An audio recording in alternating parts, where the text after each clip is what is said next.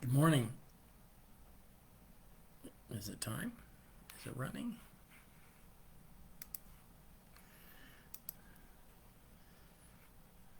Okay, there. Finally, it's showing it's running. If you've been watching my little confusion there, I apologize.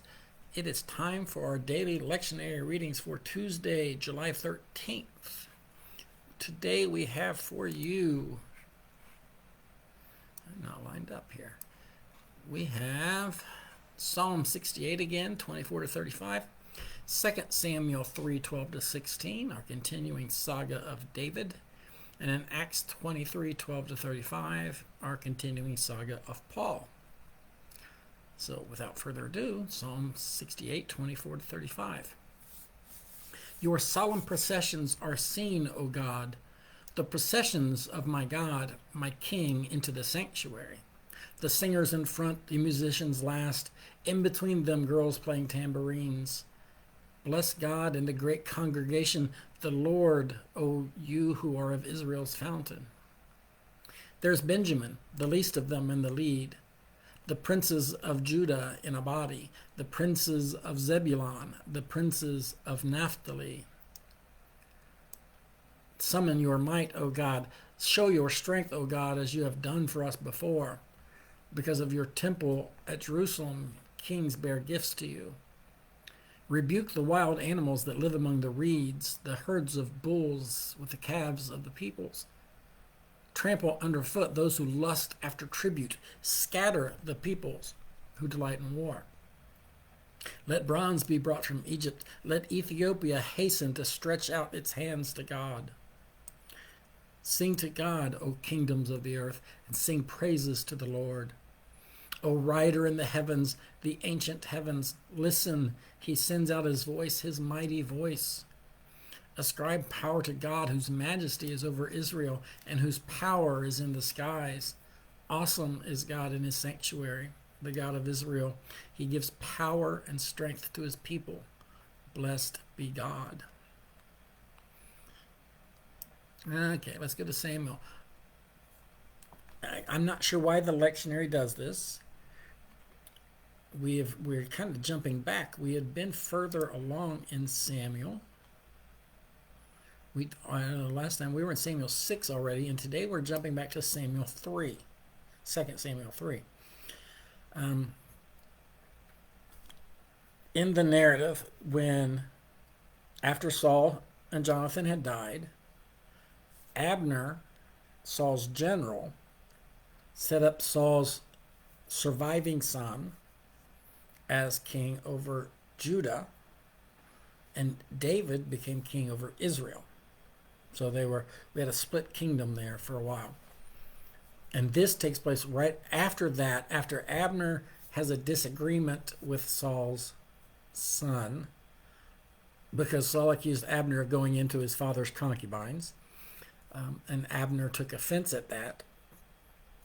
And then we have this little bit where Abner sent messengers to David at Hebron saying, "To whom does the land belong?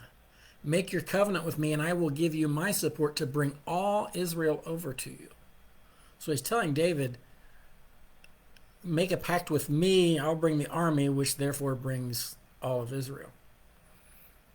He said, "Good, I will make a covenant with you.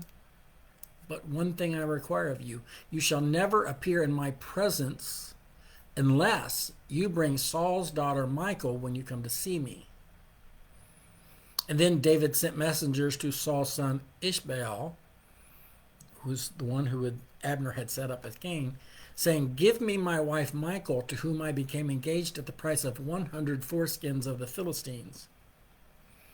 And Ishbaal sent and took her from her husband Paltiel, the son of Laish. But her husband went with her weeping as he walked behind her all the way to Bahurim.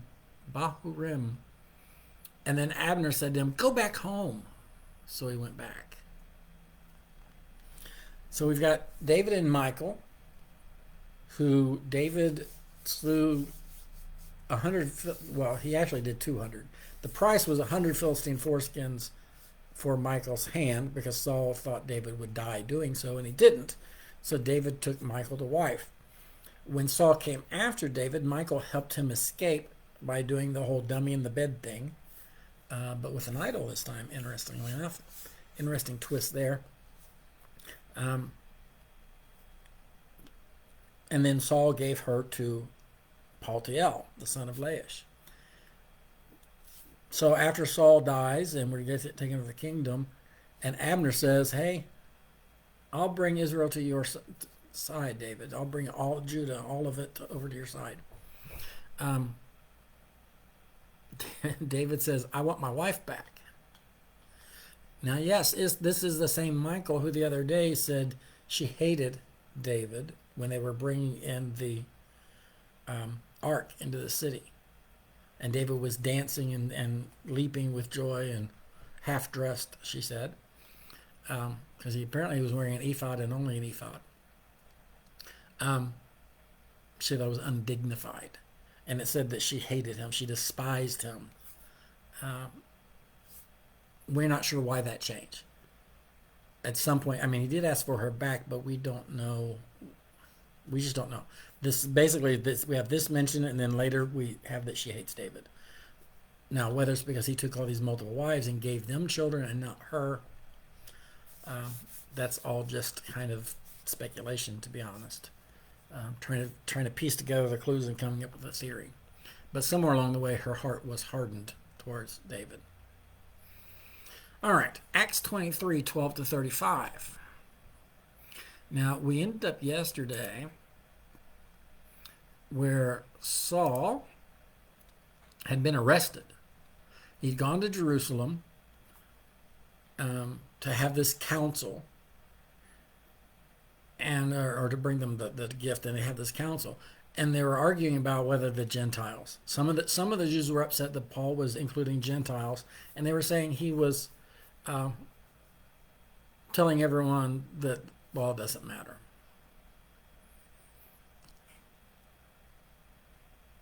And sorry, let me find the right place. What did they say? They've been told about you that you teach all the Jews living among the Gentiles to forsake Moses, and that you tell them not to circumcise their children or observe the customs. Well, it's not quite what he was doing. He was telling the Gentiles that they did not have to convert to Judaism. They did not have to circumcise their children in order to be Christ followers. So they arrest Paul. They got this big scene at the temple, even though James and the council had told him that if he went through this purification ritual, that would show the Jews that he did honor the law and was keeping the law. Apparently it didn't work, so they had this big hubbub at the temple. They were beating him. The tribune and the soldiers come up, the centurions, and they see those guys beating Paul, and they stop the beating and they arrest Paul on the assumption that he must have done something bad. And as they're dragging him off, he says, "Let me speak. I'm a Roman citizen. Let me speak to the people." And then he proceeds to give his witness. He tells who he is, educate him. "I was brought up in this city at the feet of Gamaliel, educated strictly according to our ancestral law, being zealous for God, just as you all are today." That he persecuted this way, that's what they call the Christ followers, the followers of the way, right up to the point, and he tells of his conversion. He tells of Ananias giving him back his sight, and that he was sent to the Gentiles.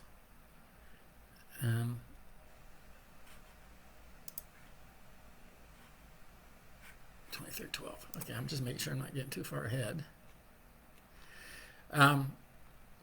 He goes to the Roman tribune, and they have this whole deal about, is he a Roman citizen? Yes, so they can't do this to him, they can't do that. So he's getting passed along the chains.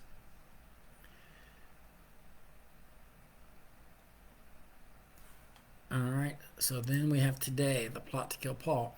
"In the morning, the Jews joined in a conspiracy and bound themselves by an oath neither to eat nor drink until they had killed Paul."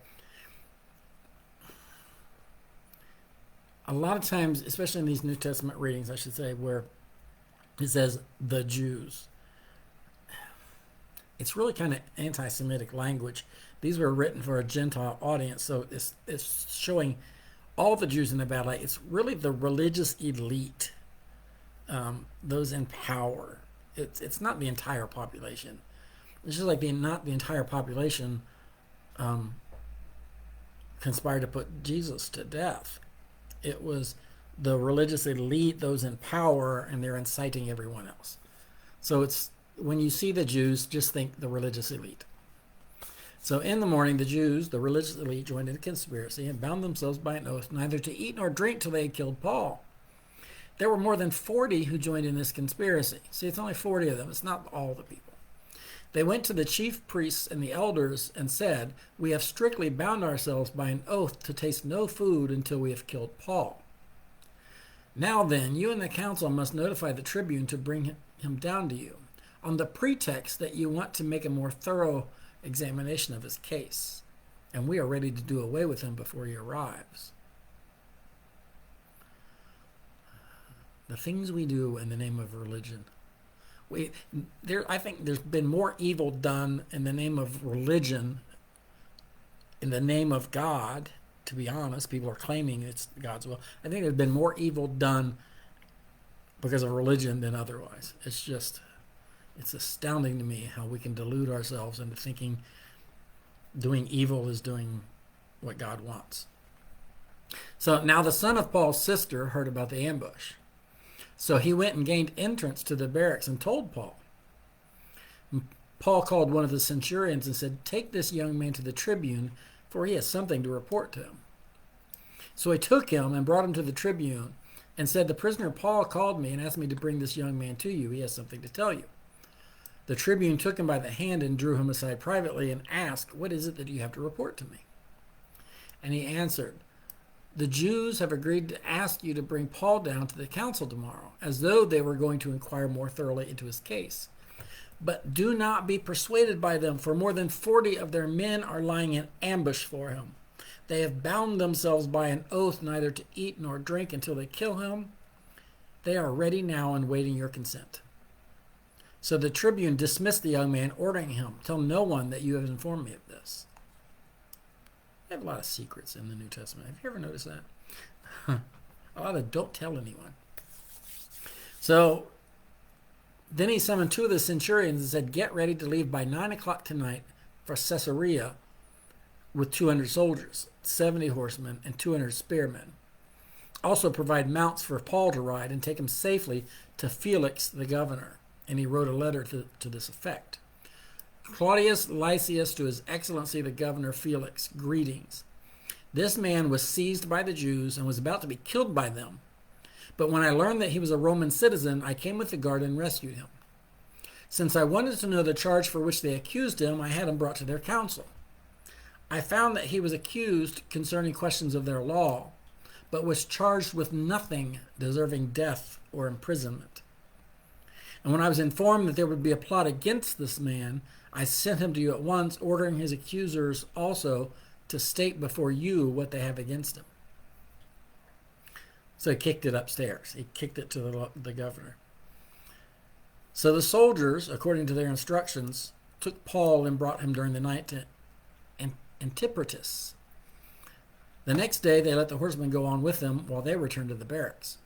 When they came to Caesarea and delivered on the letter to the governor, they presented Paul also before him. On reading the letter, he asked what province he belonged to, and when he learned that he was from Cilicia, he said, "I will give you a hearing when your accusers arrive." And then he ordered that he be kept under guard in Herod's headquarters. I think there's I don't know if it's a misconception or something we just don't think about. When we hear the story of the crucifixion, and we've got Pilate, who was governor at that time in Jerusalem, I think people think I think we forget that the governor had to arrive at Jerusalem through the whole. Part of Christ's triumphal entry, his entry on the donkey, is he's coming in from this side and probably from the other side of town.